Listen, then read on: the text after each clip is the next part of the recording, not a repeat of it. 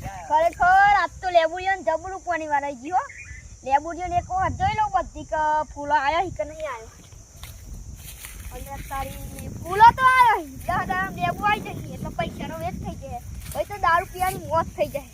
time થઈ ગયો હતો દારૂ પીવાનો કાકા એ 5 વાગે